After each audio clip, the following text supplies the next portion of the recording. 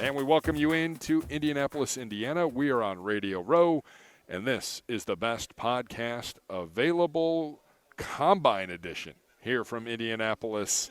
The weather outside, not so great. Inside, totally delightful here on Radio Row. I'm Jason Gibbs. He's Andrew Gribble. Coming up on the program today, the great Dane Brugler, spending a large chunk of time with us as we break down everything going on here at the NFL Combine.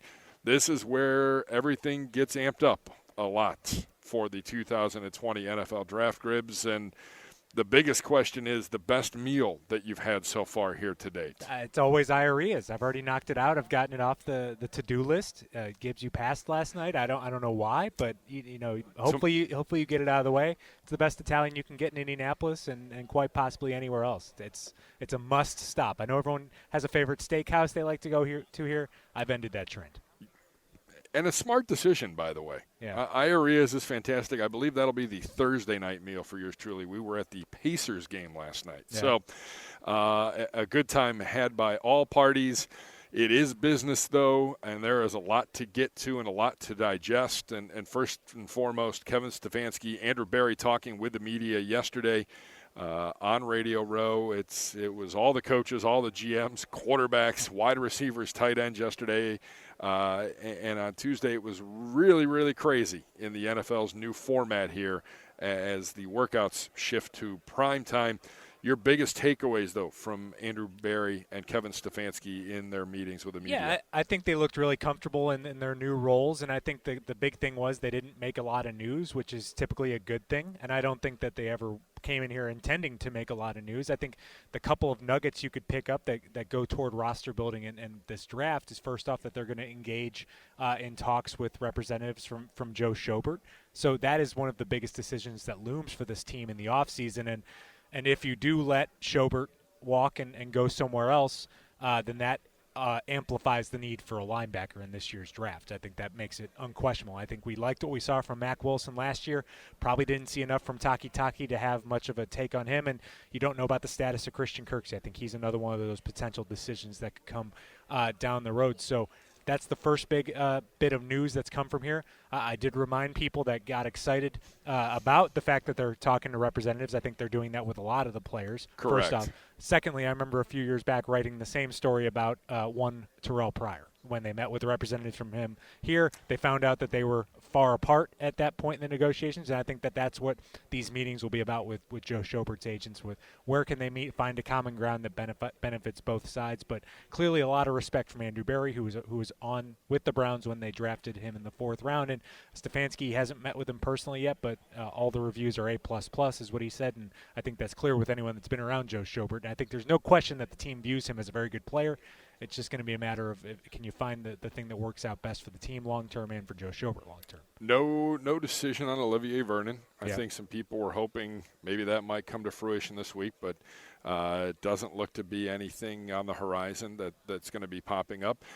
I think the other, they're going to tender Kareem Hunt, right. It appears. So I think it's business as usual, and the businesses this week is trying to get to know as many of these college kids coming out, and who do you like, who do you not like, and a lot going on behind the scenes, not just for coach and GM, but for all of their staffs here over the next 7 days. Yeah, and one thing's been made clear as we go through a number of these offensive tackle podium sessions is that the Browns have basically talked to anyone that you've seen mock to the Browns. I think that includes all of the top-ranked tackles, and the big takeaway from the meetings with these players and what they've revealed about the Browns is they're having them look at tape of their best plays and tape of their worst plays, and having those players respond, break down, and see if they can explain what went wrong, what they're doing right, and I think that's a big part of this interview process. And I think, as we know with the Browns, they're big on process and big with consistency. So it sounds like that's what they're doing with some of these top guys, including Mekhi Becton, Andrew Thomas, Tristan Wirfs, Jedrick Wills. I mean, these are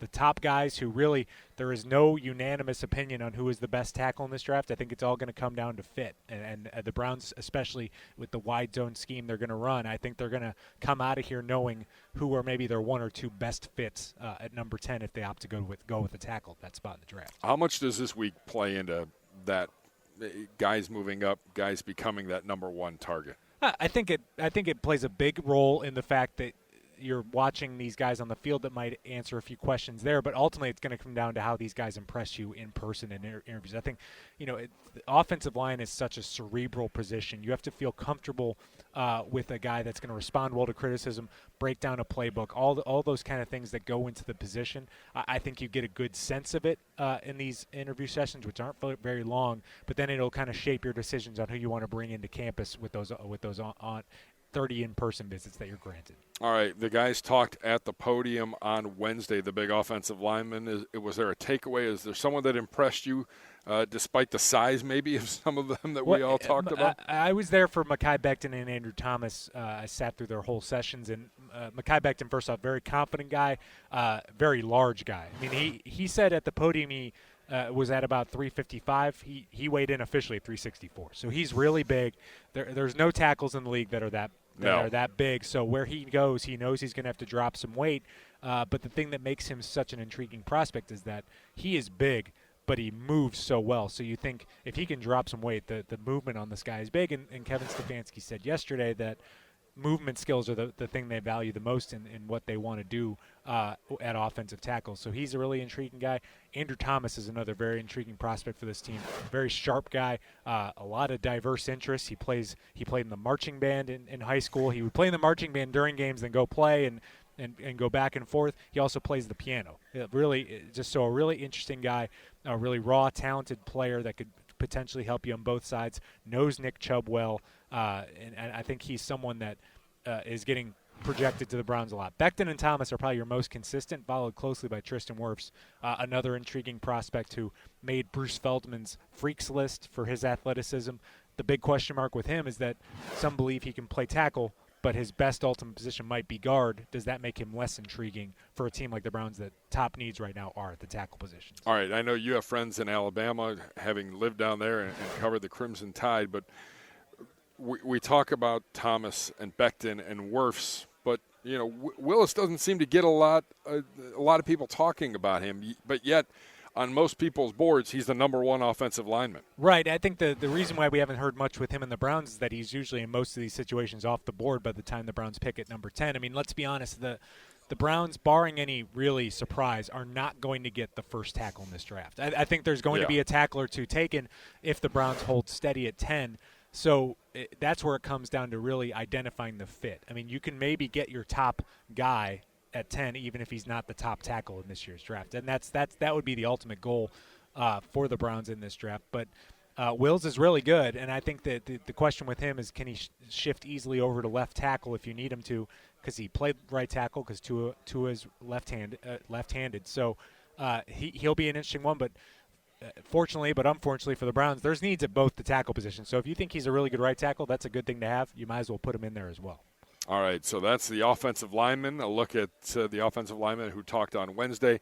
Any other big takeaways that you've seen from podium, from guests? A lot of different people talking this week. It's a who's who out here in Indianapolis. It is every year with NFL hierarchy, from media to front office to ownership. Quarterbacks talked on Tuesday. Wide receivers talked on Tuesday. I feel like there could be a couple guys maybe in play for the Browns on day 2 or day 3. Yeah, both wide receiver and tight end on Tuesday. I think those are both positions that you could see the Browns address in maybe the second and third round. I know you think you got Odell Beckham, got Jarvis Landry, but you don't have too much else beyond that, especially if you don't bring back Rashard Higgins. So this is where you play to the strengths of the draft. It's been speculated that there could be as many as 25 to 30 wide receivers taken by the end of the third round. So that means, especially since you're not seeing a ton of guys mocked in the first round at wide receiver, that it's just going to be a run on the position in the second or third round. The most notable local couple of names that you might want to consider at those spots are K.J. Hill at Ohio State, who's had a really good offseason, really good Senior Bowl. Seems to be rising up boards. And then Lynn Bowden, a Warren, Ohio guy, Kentucky, played at Kentucky, kind of a freak athlete. He's someone else to keep an eye on at those spots for the Browns in the draft, because if you draft a wide receiver, you're not going to have to pay him a ton of money, so that makes it could make sense for you salary cap-wise, because I don't see the Browns going and adding one in free agency, at least someone that's going to cost a ton of money because you're already devoting so much to that position. But you can get some good value and play to the strengths of the draft by going with a wide receiver in the second or third round.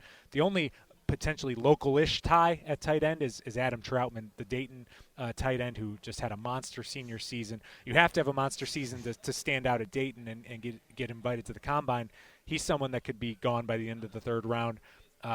Really big guy, and I think would fit if you're looking for the best combination of pass catcher and blocker, I think he's someone that you could look at, and I think that's exactly what the Browns need is more blocking with some additional pass catching as well. You mentioned the CBA. The players, each team has a representative. There were some meetings that happened yesterday. Last week it looked like this was going to get done. Then there were some delays. The executive committee voted it down, so it didn't go to the players for a vote, but then the players met yesterday with the owners here at a hotel in Indianapolis on Tuesday. The reps voted 17-14, one team abstaining. The vote is now going to go to the players, but this could get ratified, and this is definitely going to affect the salary cap, and it could start as early as this year, and it could have an impact on the draft. Yeah, I think the goal is to get it started this year and in time for the new league year to start when it's supposed to start. Hearing some things that I don't think the NFL would have a problem pushing it back a little bit just to get this thing in and installed, because that could mean the biggest thing outside of all the ones making headlines is that the minimum salary, which half the league plays under, that gets raised a lot. More roster spots, bigger practice squads. I think those are key things, especially when you talk at the NFL Combine. 64 more roster spots helps some of these guys who are fringe prospects, fringe draft picks. That just increases their chances of making a roster. And apparently one of the concessions the owners are willing to make is that big criticism on the $250K cap on the 17th game.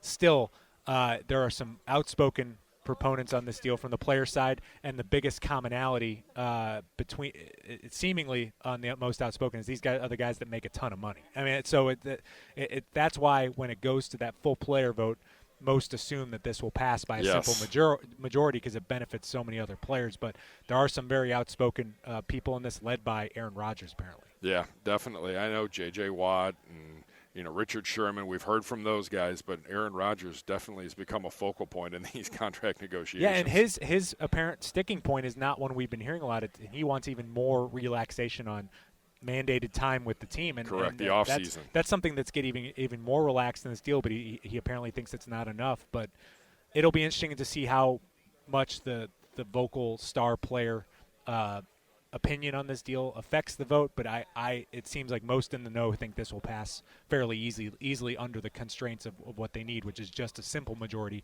which is 50% plus one. Tua Tagovailoa, say that 5 times fast. Yeah. Healthy. Everything seemed to be healthy. Combine physical, and you know how in-depth that those physicals get. Clean bill of health, it appears. Not that he can start working out yet, but how does that impact this draft here in the top 10? Yeah. Or does it really matter? I think the weird spot everyone's looking at is number 3 with the Lions, because there's been mixed things about whether or not the Lions are interested in moving on from Matthew Stafford, or if they're going to put that pick up for sale, basically for a team like the Miami Dolphins who wants to guarantee to get their guy, or some other team that might jump the Dolphins to make sure that they bring Tua to their team. I saw Tua's going to have his own pro day at Alabama, separate from the Alabama pro day, because he probably won't be ready by that time. I think Alabama's had 2 pro days per year for the last 8 years. I remember being there when Trent Richardson basically had his own pro day the second time, was working with Browns coaches at that. That's just how this thing kind of works out. Interestingly enough, shifting the discussion a little bit, Joe Burrow is not going to throw. He's among a lot of the elite players who are kind of backing off working out here. Many have cited the schedule as a potential reason. These guys are already staying here long enough. You move the workouts to prime time. You're working out at a different time of day that you're not normally doing it. You're also having to stay here an extra night because you can't get the late flights out of here in time. So it doesn't seem like this new primetime schedule is going over well with the players, but I imagine it's going to be something they have to get used to, because the TV dollars speak, and you got to adjust, and this has really become an event that it just didn't used to be. Yeah, well, and the TV dollars are only going to get bigger here now that the labor agreement seems to be on the verge of being finished. All attention will turn to those massive TV contracts. That's what's going on here in Indianapolis. We are live on Radio Row. Glad you're with us. This is the best podcast available. And in today's interview segment, we had a chance to sit down earlier in the week with the draft guru himself, one of the best in the business, Dane Brugler from The Athletic. Joined us, gave us a ton of time, answered a lot of our questions about some of the big prospects. Obviously, we talked offensive line, but a lot of other things that the Browns could be in play with, especially on day 2 and day 3. Have a listen. And here in Indianapolis, the best podcast available, Gibbs and Gribble with you. Happy to be joined by Draft Guru and one of the best in the business when it comes to breaking down the NFL Draft year in and year out from The Athletic. Dane Brugler joins us. Fellow Ohioan back in Ohio. I have returned, yes. You have returned. So, but obviously this is the week we all spend together in Indianapolis. That's it, and there's so much to learn this week. We fall in love, or I say we, I mean the collective we, fall in love with the 40-yard dash and the sexy parts of the combine, but there's so much value to be taken from this week with the interviews, the medicals. This is really one of the biggest steps of the process, and it should be used as a cross-checking exercise to kind of confirm what we've seen up to this point. And if it doesn't, then okay, time to go back to the tape and figure out why. What are we missing throughout the process? So we haven't even done any on-field drills yet, and I still feel like we've learned quite a bit this week with just talking to the players. Learning more about some of these underclassmen, especially, we didn't get to see them at the Senior Bowl or some of these other All-Star games. And so this is a very busy week, but it's also important for the process. Now, Dane, I know this is a big week when guys like you will make some major adjustments to mock drafts after that because of all the information you get. Is this maybe the time period you make the most adjustments, or is that after free agency? I think, both will have their different – because, mock drafts are not really – what I think should happen or how I rank the players. It's kind of you're guessing based off of what you think teams are going to do. And it's one thing to do it before the combine when you're going based off of general needs, and it's another when you come to the combine and you talk to certain people, especially at night. I mean, I always say I learn more at night than I do during the day here. You find out maybe who they're leaning towards in free agency. You're finding out the certain players that they like. Maybe they're tier 1 guys. We're going to hear a lot about, there's 4 offensive tackles that, are considered tier 1. Not every team sees 4 offensive tackles in the tier 1. Some see 2, some see 3, some do see 4. So trying to figure out who teams like at this point in the process and then going back and trying to connect the dots from here. What is the mindset you have to have if you're with a team going into a week like this? I mean, you're going to meet a lot of different people. You mentioned you get a lot of information at night. But if you're a team, if you're a representative for a team, whether it's a scout, whether it's an assistant GM or a GM or a head coach, what's the mindset you have to have going into this gauntlet of a week? It's information overload, and I think you have to have a plan going in, and it's different this year with the schedule change, and so it's going to be interesting this year to see how things adjust with the interviews being more during the day, the workouts at night, how that will kind of adjust people's thinking. But there's going to be so much information that we gather, and it's just a matter of working as a team to, collect all that data, asking the right questions during interviews, because these teams know everything they need to know about these players almost. But then it's just about asking some of the key questions and getting, hopefully, the key answers you're looking for. And I think we have to remember, too, that for the GM, for head coaches, for a lot of these assistant coaches, this is their first impression with, especially these underclassmen. And first impressions mean a lot. If you bring these guys in for an interview and you're asking them on-field questions, X's and O's questions, and they don't know what they're talking about, that's not the first impression you want, no matter what the tape says. And so these interviews mean a ton. The medicals, that's why the combine exists, is the medicals. That's paramount to everything else.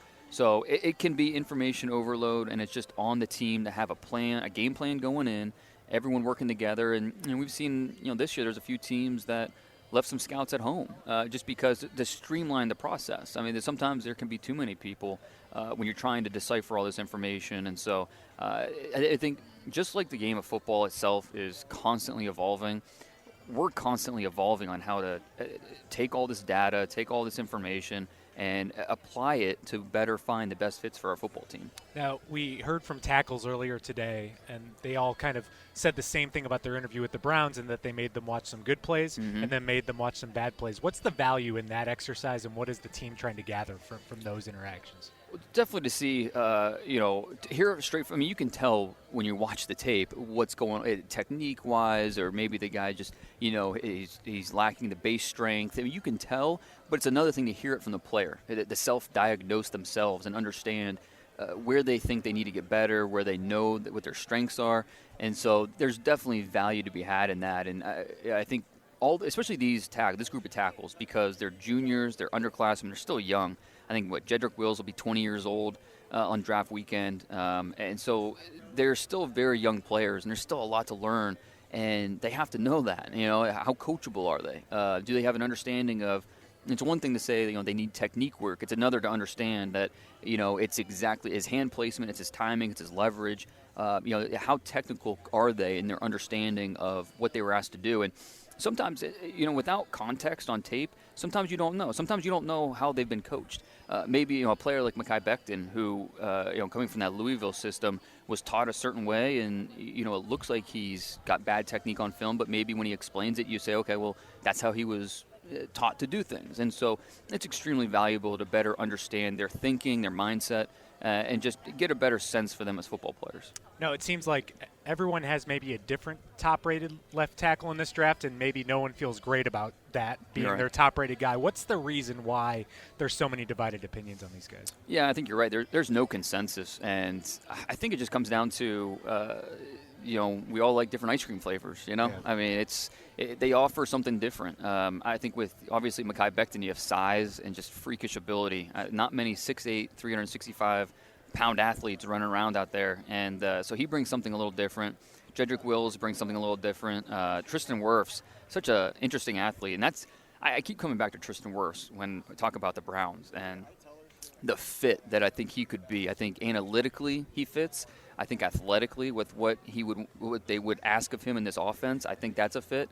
And people get so hung up on, he's a right tackle in college, and that's fine, he was. But when you dig and you find out, the reason they played him at right tackle is because the left tackle couldn't play right tackle, and they just wanted to get their two best tackles on the field. And when the left tackle, Alaric Jackson, went out with an injury, Tristan Wirfs moves over to the left side, no problem, and, he still had high grades. So, I think that there's something to love about each of these guys, but each one has some things where you can poke holes in their game as well, and it's just kind of it's up to what exactly you're looking for scheme-wise. Certain tackles will fit better schemes, and I think for the Browns' purposes, I keep coming back to Tristan Wirfs as a guy that I think would be a great fit. We talk about the interviews. We talk so much about the medicals. The drill portion for the offensive lineman, is there something that can separate these guys? Well, I think just honestly the eye test, I remember last year I was in the stadium when Andre Dillard was working out. He moved differently than most guys, and I think that really secured his status as a top 25 pick in last year's draft. I think seeing these guys move in person, especially, it'll be fun with Wills and Wirfs because they do it alphabetical order. Seeing those guys work out kind of back to back like that'll be just comparison purposes. Will be a lot of fun. And when you talk about more of the agility drills, a guy's 10-yard split will be important. I love the 3-cone drill. It doesn't matter what position. I think that if you're a bad athlete, if you're a stiff athlete, you're not going to escape the 3-cone drill without being exposed because it just changes direction, balance, your short area quickness. If you're – and there's different numbers you're looking for different players. What I was always kind of taught is there's a 90-10 rule. 90% of the results should be kind of expected, based off of what you saw on tape. But there should be probably about 10% that is different than what you expected, good or bad. And then it's up to you to be a detective and figure out, okay, the 10% that did not go as expected, go back to the tape. Maybe the 5 games I watched, he was dealing with an injury. Or maybe he's just a better athlete in shorts than he is on the football field. So trying to figure out exactly why the discrepancy in the data and what you saw on tape, that's an important part of this process. Like I said, it's like a cross-checking exercise to try to figure these guys out. They're all puzzle pieces to figure out who the player is and who's going to be on Sundays. The interesting thing I find with all these tackles is it seems like everyone's mentioning the possibility of them playing multiple positions also. Oh, yeah. And I think that So, based on your opinion, which one are you the most confident can be successful as a left tackle in the NFL, and which one are maybe the least confident can be successful at that left tackle spot? Well, I mean, it sounds strange because I'm going to pick the tackle that has zero experience at left tackle, but it's Jedrick Wills. Yeah. He's the most impressive tackle in this class to me, and we have not seen him at left tackle. I've watched his high school tape.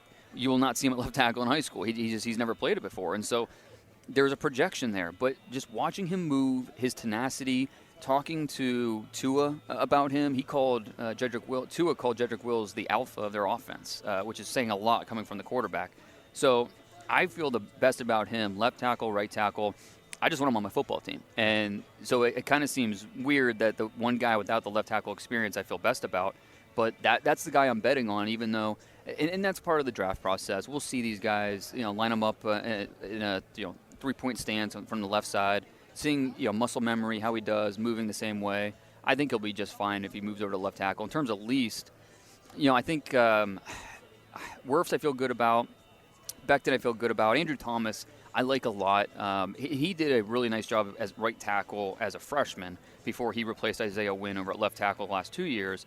I just have some questions with him about his balance, staying off the ground, being able to handle some of the speed that he's going to see regardless of left or right tackle. So I stick with Wills at the top, and then I like Andrew Thomas. I think he's a top 20 pick.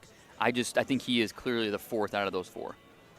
And then just if the Browns, for some odd reason, I mean, it would be a surprise at this point, don't take a tackle in that first round, who are your favorites that you could maybe get in a round 2 or 3 that would be instant competitors, at least, at those positions? Well, I think I mentioned how the medicals are so important here. There's a few of these tackles in that next tier, or the tier after that, on day 2, that I think are a really talented player, like Lucas Niang from TCU, who was a right tackle there. He's so gifty, he's so talented, but you almost have to go back to his junior tape because the senior stuff, he was dealing with a hip labrum tear, and so he finally had surgery, and he's been out. But I think he's right there on day 2. Prince Tega from Auburn, a guy that is born in Nigeria, came over to play basketball, turned into a football player, started on defensive line. He's only been playing offensive line for 5 years now. He's a guy who I think has tremendous upside. And once he figures out the timing and the specific techniques, I think he's going to be a long-time NFL starter, and you could probably get him in the 3rd round. All right, so day 2, guys, we need a little help at safety. Mm-hmm. We might need a little help at linebacker, and I think we're going to need another pass rusher on the opposite side of Miles. Yep. Who, if you're prioritizing those positions in the draft, which one's the best one? Which one's the worst position, or the thinnest, I should say, not the worst? I think it's probably safety in terms of the thinnest. But I think you can make a case for pass rusher because once you get past, obviously Chase Young's the top guy, and then that second tier, it'll be interesting when it starts. AJ Epinesa, Chason, Gross Matos, Terrell Lewis, depending on the medicals. Those guys could all be in the 1st round, and then the 2nd round starts, and you're talking about John Grenard and a few of these other guys who there's a definite drop-off. Safety is one of the thinnest positions this year. I'm not even the top guys, Xavier McKinney, Grant Delpit, it's hard to get really excited about them as top 25 guys because with McKinney, he's really good downhill, really strong tackler, but he struggles with separation with receivers and coverage. Grant Delpit's kind of the opposite. He has cover awareness, he has range. Downhill as a tackler, he's willing. Technique's awful, too many missed tackles. It's hard to rely on a guy like that. So you go to that next tier, and Ashton Davis from Cal I like quite a bit. He's been banged up. He's that track athlete who would have blown the doors off here with a 4.3. I mean, great story. Went to Cal on a track scholarship as a walk-on, or just went to use track to kind of backdoor his way into the football team. He's probably in that 2nd round conversation, and then Antoine Winfield from Minnesota, who, of course, everyone knows his dad, 1st-round pick out of Ohio State. He's a guy where this combine is going to be really important for him because how tall is he? Is he over 5'10"? Is he under 5'10"? And how fast is he going to run? I think, how long are his arms? These things are going to matter when you talk about, because you see it on tape. You see, receivers shielding him from the catch point. And, I love the instincts. I love the smarts. I just really worry about, does he have the measurables that it takes to go up against NFL-level athletes? Are you someone that believes that if Isaiah Simmons is somehow available at number 10, you have to take him no Have matter to? what No, if no. you're the Browns? No, but I mean, you never know. I mean, what if the Browns throw some money at free agency and go after some of these free agents and decide, because the goal should always be you enter the draft having filled your top needs, so you're not forced to go in a specific direction on draft day, because it gives you the flexibility. So if an Isaiah Simmons does fall, which I doubt he does, but if he did, it gives you that flexibility where you could go that direction. If they don't, they almost have to address both tackle spots, and if they don't, then you're almost kind of locked in. But again, this is kind of the year where if you need a tackle in the top 10, it's not a bad year to do that. And there has been a lot of talk about the amount of talented receivers in this draft. Yeah. The Browns obviously have Odell Beckham and Jarvis Landry making a lot of money, commanding a lot of targets. But if you're sticking to best player available in the second or third round, are the Browns almost maybe going to be have their hand forced with so many talented wide receivers out there? Possibly, and we're going to see that. That's going to be a trend of this year's draft.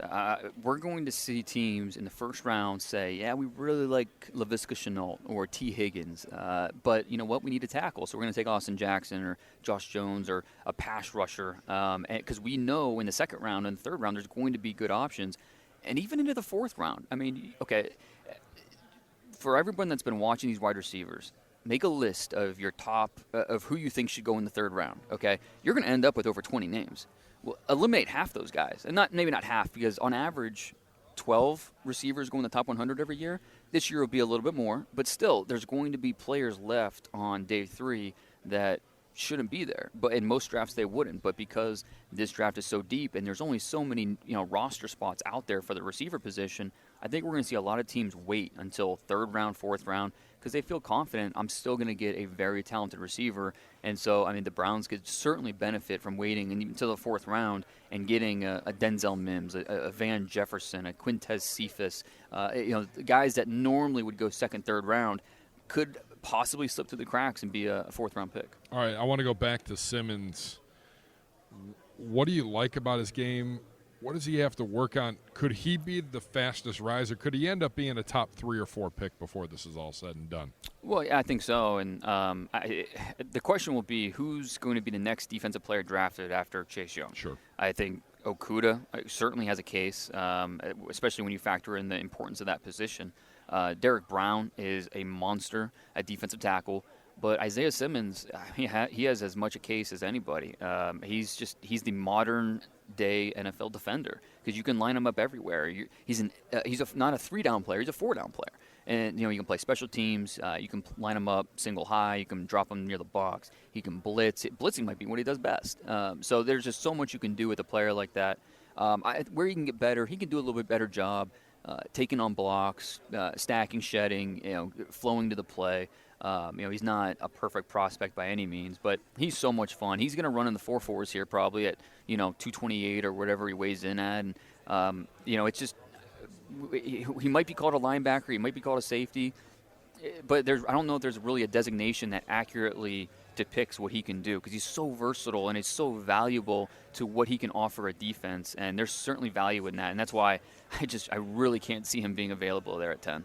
Do you have one player in this entire draft, whether it's first round or seventh round, that you feel like you love more than anyone else, and you don't understand why everyone else isn't seeing it? Well, it was Jedrick Wills. I mean, when I first, because we're kind of at the mercy of when we get the tape, and it was like first week in December, and I got the second half tape, so LSU tape, Auburn tape, the second half of Alabama's schedule, and I'm watching this tape, and I'm like, okay, yeah, this is easily the best tackle I've seen, easily. And I'm looking around, and no one's talking about Jedrick Wills. I'm like, what is going on here? This guy is legit. Like, what am I missing here? And I just went with it because I was that confident about it. And, pretty soon, more people, got their hands on that second half tape and saw how good he was. I mean, it became more consensus. So, Jedrick Wills has been kind of my guy throughout the process with how talented he is and just all the things that he can do. And, yeah, he's only played right tackle, but all the traits are there to move over to left tackle and be just fine. And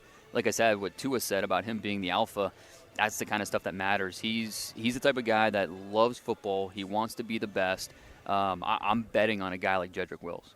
Now, do you believe, or maybe does it confuse you that when Saban said he only had one player get a top 15 grade and it was Tua, does that Does that maybe a reflection of NFL teams being scared of the right tackle thing, or is that Saban just kind of? I think that's a recruiting technique right. by Nick Saban, which I don't blame him. I mean, there's a reason he cut it off at top 15, because I'm sure the amount of guys that were top 25 picks were a lot more than that. So, I mean, Jedrick Will, I cannot believe that, especially with the needs around the league at tackle, that he's going to fall out of the top 10 picks. I would be shocked by that. All right. The one position that we don't need is quarterback. We think we've got a good one, and it's a make-or-break year for him. I think we'd all agree on that. Taking a look at this quarterback class, how does this all shake out? Because we think we know who the top two, but number 3, number 4, could there be 4 quarterbacks taken in the top 10? I think top 15 is possible. I think that Cincinnati would be crazy not to take Joe Burrow. Yeah, he's so talented, and what he did this past year showed everything you want in a quarterback. I mean, we can talk about his hand size, we can talk about his arm being just a tick above average, not great, whatever. The things that make a quarterback great, he has. So Cincinnati would be crazy. Tua just comes down to the medicals, and really, I'm not sure we know until April 9th, and we actually see him out there throwing to gauge, does he look like the same guy? The hip action, the flexibility, is it still there? And as long as it is, then he's going somewhere top 5. And then who's going to be that third quarterback drafted? Justin Herbert, Jordan Love, there's a debate there. Some teams are going to bet on the floor of a Justin Herbert. Like, you have a good idea of what you're getting, a 4-year starter, guy that just won the Pac-12, or are you going with the ceiling, a guy like Jordan Love, who has so much ability, Pat Mahomes comparisons. And so very easily we could see 4 in the top 15, and then does a 5th one get in there? Does Jake Fromm or Jacob Eason do enough that they could get into that late first round? I think it's definitely possible. Fromm's going to blow people away with what he does on the whiteboards. Jacob Eason, size, arm strength. Does that appeal to – I think that will appeal to a certain amount of teams. Enough to be in the first round, maybe.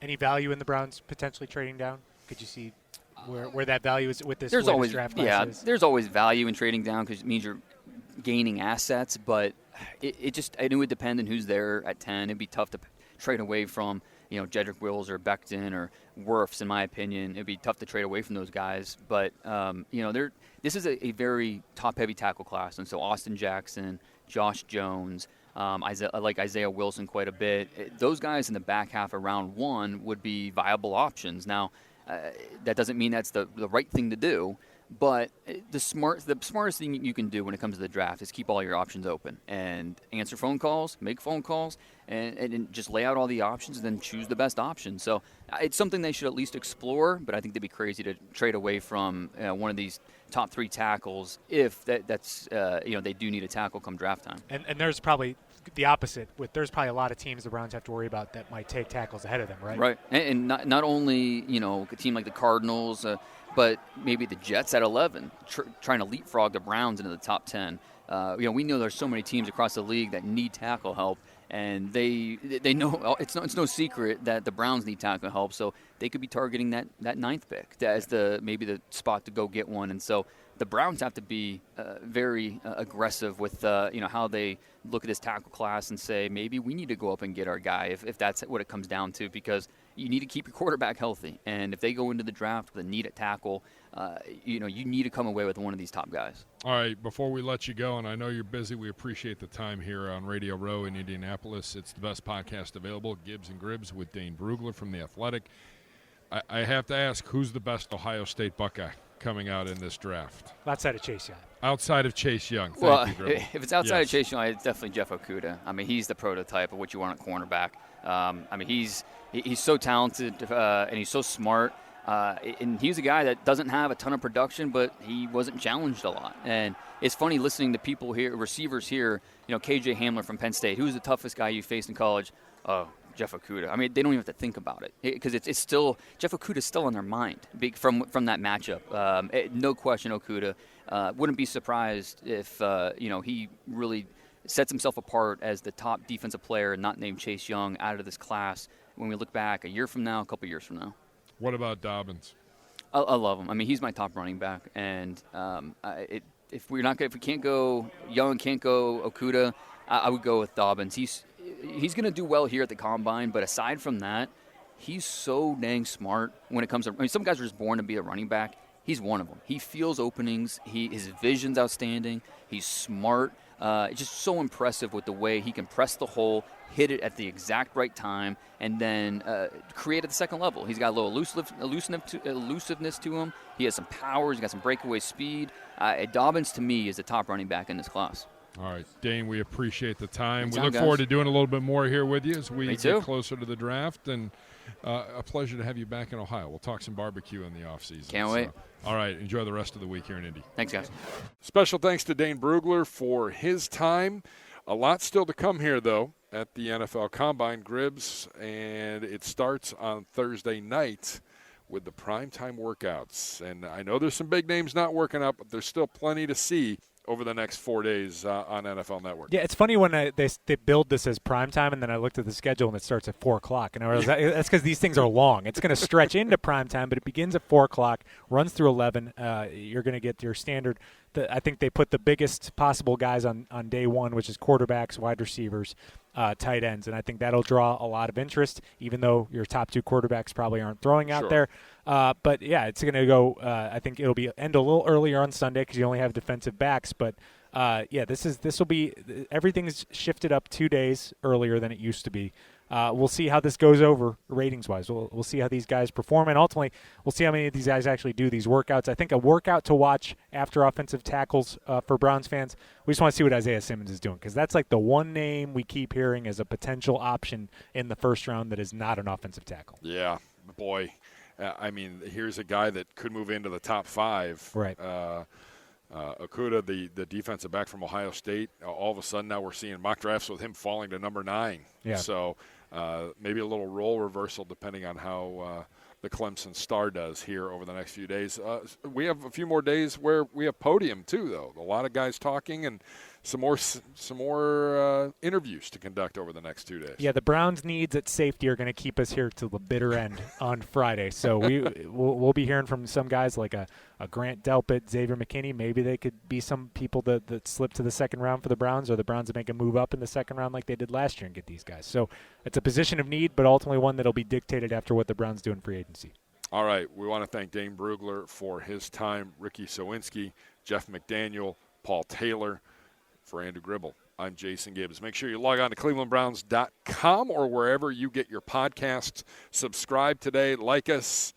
This is the best podcast available. We're with you all the way until draft day and beyond, getting you ready for the draft and then meeting our rookie class once they are in place with rookie mini camp. I'm Jason Gibbs. He's Andrew Gribble. We're back in the studio in Cleveland next week, wrapping up and recapping the NFL Combine. This is the best podcast available.